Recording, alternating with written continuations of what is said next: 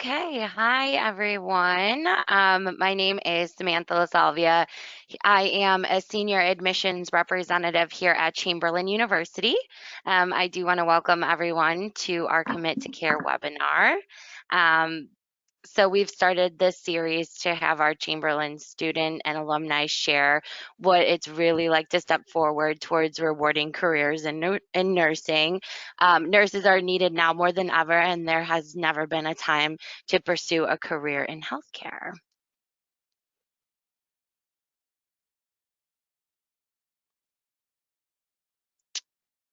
So, um, can everybody hear me, I hope? Yes. Okay, good. So go ahead. I believe everybody can go ahead and introduce themselves, starting with Shauni, if you want to go ahead and start. Sure. My name is Shauni Hansen. I have been a nurse since 2006, so this was my grown-up career, if you will, in life. I started out with my associate's degree and very quickly had a move on the horizon that was going to possibly take us to Tennessee, where I really was going to need a bachelor's degree. And so quickly rolled into Chamberlain and didn't end up making the move to Tennessee, out to Colorado instead. And that's where I'm at now. And I actually work for a large subsidiary of a pharmaceutical company and work with immunology patients from, this is my home office. If you see the glare, it's all of my screens. I just hung up with a patient just 10 minutes before this call. So yeah, welcome everybody. Amazing. Melissa, you want to go next? Yeah, sure. I am a senior executive advocate at Chamberlain. I've been with Chamberlain for, a little over 3 years now. I've been in admissions with the company, though, for about 12. Here at Chamberlain, my mom's a nurse. She's an ER nurse, and she's an EMT. So it really hits home when I talk to nurses and I hear across the world, it's like, yep, I see that. I get it from my mom, too. I hear about everything from what's going on now to I watched her get her BSN. I was there when I was a kid. I was there when she got her ADN, too. So it's very personal doing this role for me. Absolutely. Okay. And Sandra, do you want to go ahead? Sure. So I like Shawnee, if I'm saying that right, started out as an associate degree nurse. Quickly realized the market was changing and a lot of hospitals wanted to get magnet status, and having a bachelor's degree was integral to that. So I got a bachelor's degree from Chamberlain, two master's degrees, and a doctorate. I currently serve as full-time faculty at a community college, and I also teach doctoral students and graduate students adjunct at a state college here in Illinois. And then when I'm not doing all that, I do still work at the bedside. Wow. My NP, it just seemed very hard to fit that into the thing that I really love to do, which is actually teaching. So I spent about 5, 6 days at the bedside. I'm on a med search floor to keep I guess a thorough working knowledge. And what I would say, just in general, is just moving through. Chamberlain has been a very flexible program, a very quick program. So it worked very, very well with my family life and my work life, and um and I'm very happy to have went to Chamberlain. Amazing. You are like Superwoman over there doing all that. So, um, and then Kathleen, I see you're here too, if you want to go ahead and introduce yourself as well. Absolutely. Good morning, everyone. So I am with Student Services. I work very closely with the nursing students from beginning to end. So anytime.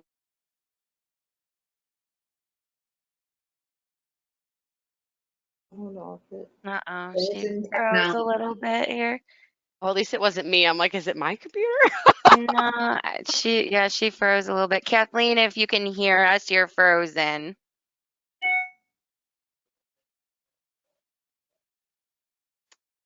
Okay. Kathleen, are you there? Okay. I'm gonna go ahead. I don't know if she's going to be able, she might have to log off and come back on. But what we'll do is we'll go ahead and get started with some of the discussions and questions. We'll open it up a little bit to Q&A. So we'll go ahead and jump right in. So some of the questions here for the panelists are, what is the biggest misconception about starting school in the fall? And then to add on to that question, any advantages of starting like before the holiday season? So for admissions, I would say, and Melissa can kind of jump in here too, I would say the biggest misconception is that you're not going to have the time due to the holidays. But really, with all the flexibility that we have in the program and making sure that, those mandatory login times are not something that you have to do, I would say that you can definitely balance your time between family life, work life, and going ahead and making time for school as well. Um, Melissa, you want to jump in on any of that? I mean, I completely agree with that. Another thing is depending on what you're going to school for, what time, if you're using like tuition reimbursement and things like that, this is sometimes a really great session because if it does help you the calendar year and finances is a concern, you can start out part-time at least and take one class if you're kind of worried about balancing with the holidays. And I mean, I have had kids and have kids and have done this and done it, so it's definitely possible. And then going into next year, you can use it again as long as you meet those criteria with your employer. Also, there's a lot of support that, sometimes you don't get in other schools or didn't get in a different program that there is here. Like even people in our Jumpstart program, which is a program where you're doing it while completing your ADN, have said our program has actually helped them to be more successful because of the pandemic, because we've been doing online. So we have a really good base set up so that we really can support our nurses. Absolutely. Yeah, definitely one of the advantages is that tuition reimbursement for sure. So, Shauni and Sandra, you guys obviously have gone through this firsthand. So, misconceptions, any advantages starting, as soon as possible in the fall, all that good stuff. Well, I would say that you can. I know that as far as I can remember, the Chamberlain has you can enter at any time in one of those 8-week sessions, if I'm not mistaken. But planning is everything. If you're a person who you work 312s, you sometimes it's advantageous to kind of squish them all together, and then you have 4 days to study. And when I was at least going to Chamberlain, you did have to log in by Wednesday or most of the classes. So then you had on the back end, you still had those other days, those 4 days. So I would sort of push all of my work towards those days and build for the next week because I knew I would have those submissions. I would even sometimes have my post built before it was due because I knew I was going to be working. And then just for planning, Sunday was like the deadline for the final post. I would, I would make like 3 meals for the whole week. Get some pasta going, some chicken, do something in the, do a slow cooker meal, and just say, you set yourself up for success. And that's sort of kind of like my motto. And I even tell that to my current students now. It's like, hey, you've got to just get in and and get that calendar out. Multiply. I have them go through a process where how many hours are there in a day? How many hours are you going to be spending cooking, cleaning? You got to have some fun time too, but planning is everything, and that's sort of how I made it through all those programs at Chamberlain. Amazing. Shauni, anything to add on that? Yeah, I would just say that as you get older in life, I don't know how old everybody is that's watching now or if we're recording and it's going to be available for later, but there's always going to be something going on in life. And when we're younger, we kind of think, oh, when this next thing happens, I'll have more time and I get started. And I can tell you from experience that when that thing ends, something new just replaces it. It's not like you have this magical destination of, you know, I'm going to turn this age and then all of this is going to creep open. Whatever was there just gets replaced by this. And so the idea of just continuing to wait until the perfect time is really a misnomer. I started college for my associate's degree at 32 with a 3-month-old. And I started my associate's degree nursing program itself when I was pregnant with my youngest. So I was 35 and bumping my belly into things in my first round of clinicals, and had her like 3 weeks after semester ended. And so there really just isn't a perfect time. And if you allow yourself to just wait, that's all you're going to be doing is sitting on the sidelines. And I really wondered, I did a lot of community nursing already, which isn't a lot of what you get in your associate's degree program, but that depth of knowledge that you get and just kind of more of that well-roundedness makes a really big difference. And like Sandra said, it's all about planning. And my question to you would just be, why wait? You know, what is really your reason behind waiting? If your goal is really to progress forward in your degree, what are you waiting for? You just go, jump in. They're shorter, you know, classes. They're more intense, of course, but you can decide how many you take at a time. And why not just start with one? That's how it starts, right? We learn to walk one foot in front of the other. This is the same thing. Don't overthink it. Perfect. That was great.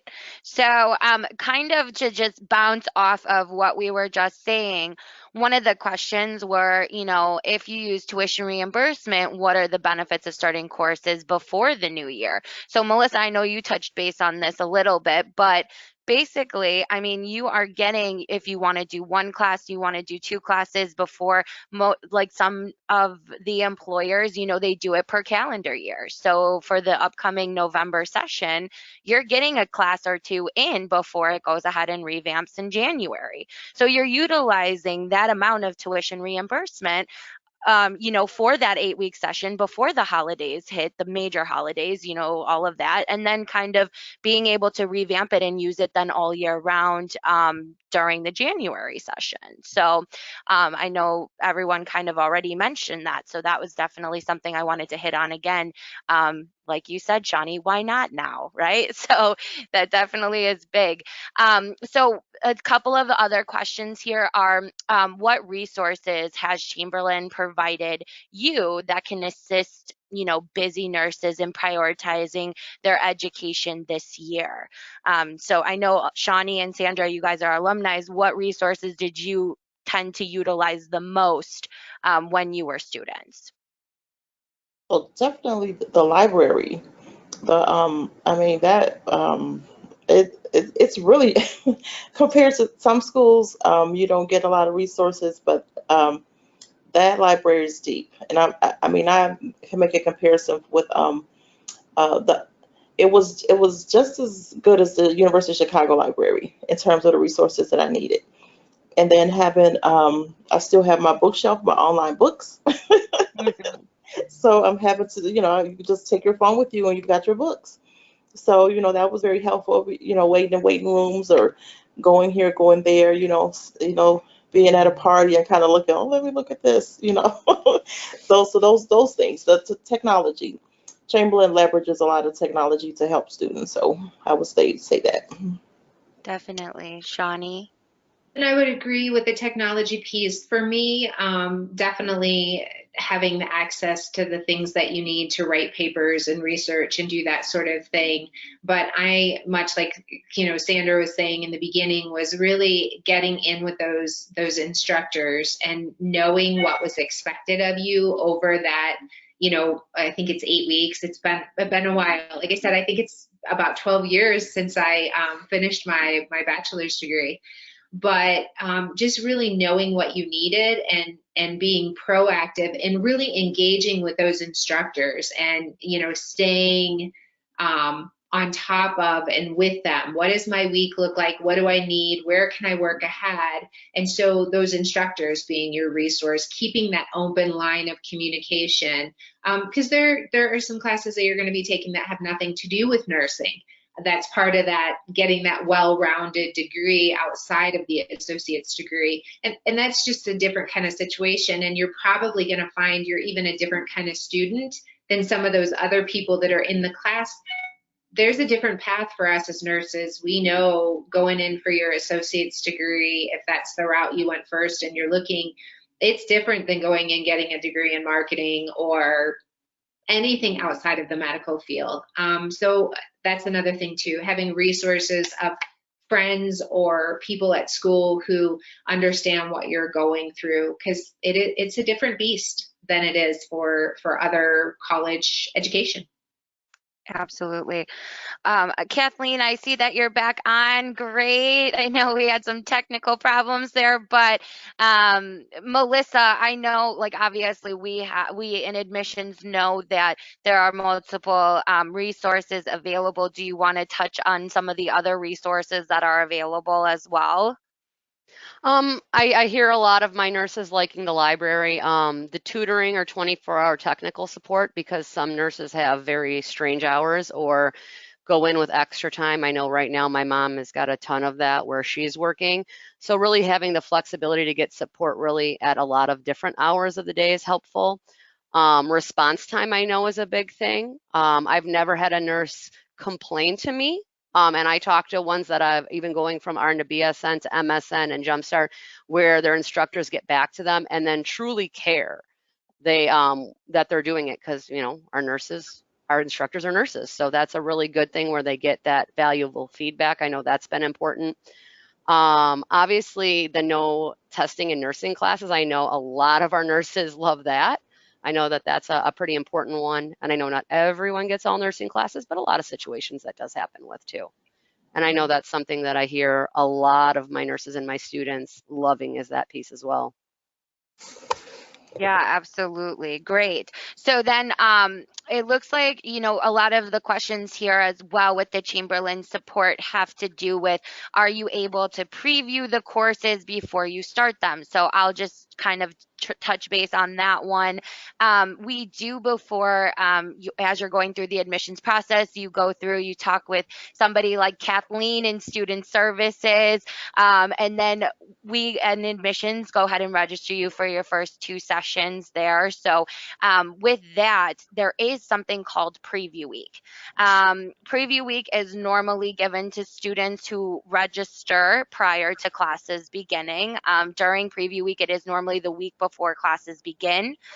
You're able to go ahead and get into your portal, look at your announcements, meet your professor, kind of get your books in order before classes do begin that following week.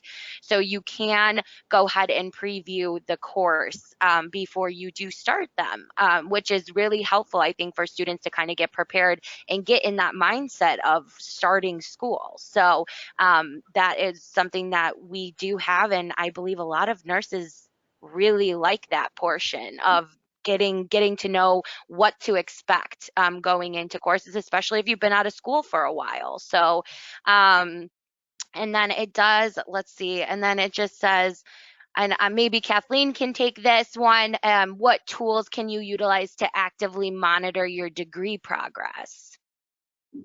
That's a really good question. Yeah, there's a lot of tools that are at your fingertips. So as soon as you go into your student portal, we have a tool that's called DegreeWorks, and it's a list of everything in the program that are required to meet the graduation requirements. So it's a list of all of the courses, and we basically check them off as you complete them. So if you've transferred something in, if you've completed it, it gets a nice little check that it's done, and then you've got a very clear list of exactly what's still needed for you to complete for graduation. It can be a little bit difficult to read the first time you look at it, so we are here in student services to walk you through it, explain what you're looking at. Admissions does a really good job of explaining the requirements too when you start. And there's always, in the classroom itself, so if you're looking at the degree and the program as a whole, you can see all of the courses and requirements. But then the same thing for the classes. We have really great rubrics for assignments, and the grading is very clear and easy once you find it. Sometimes it can be a little tricky to find the first time you're looking for it, but once you find it, it's very easy to understand and locate. Absolutely. Great.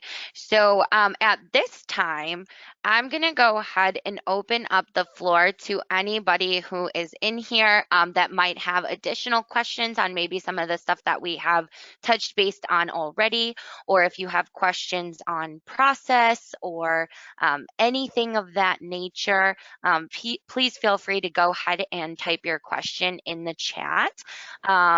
We definitely encourage all the questions. So we have a variety of people here that will be able to answer them. So go ahead and ask away.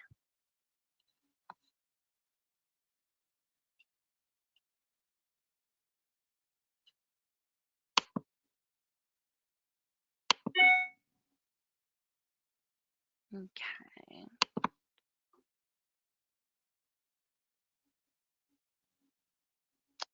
Let's see here.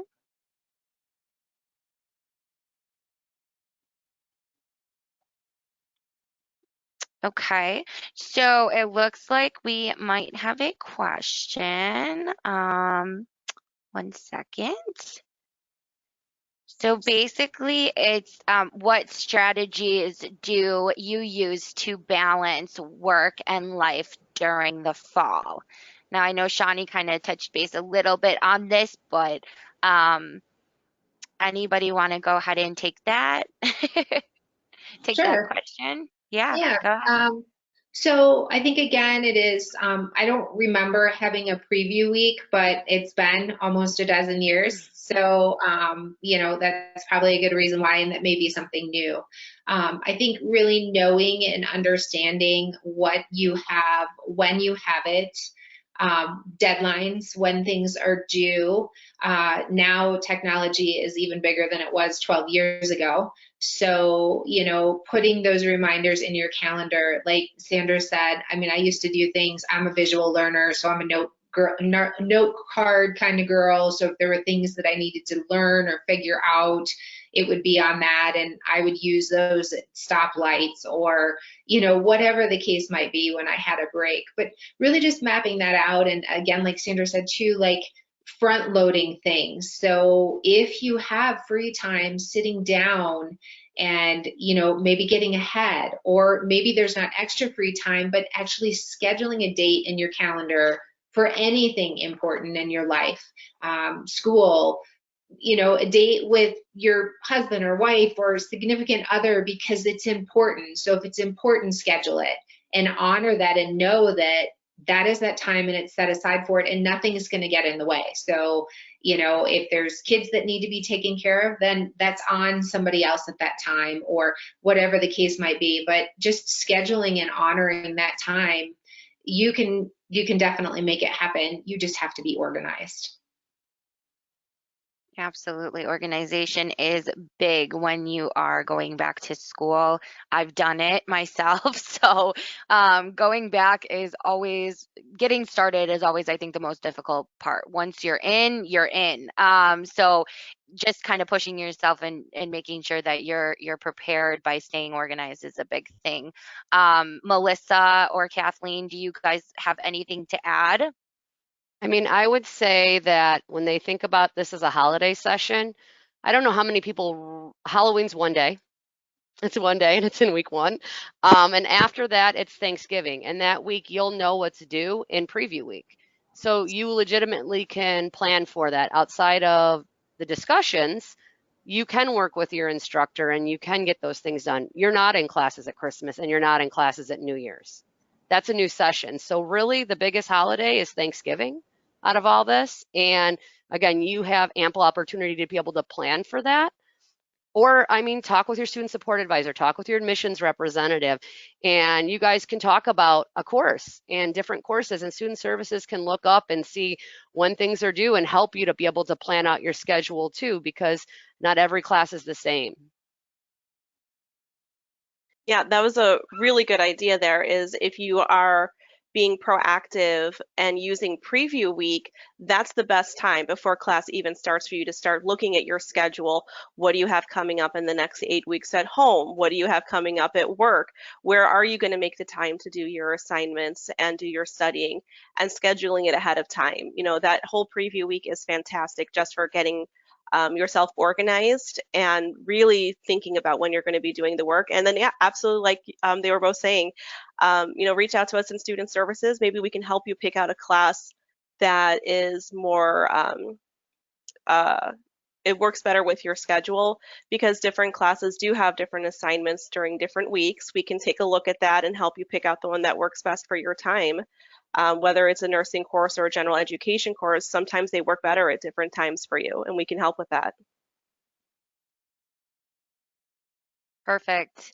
Thanks so much, Sandra. Do you have anything to add?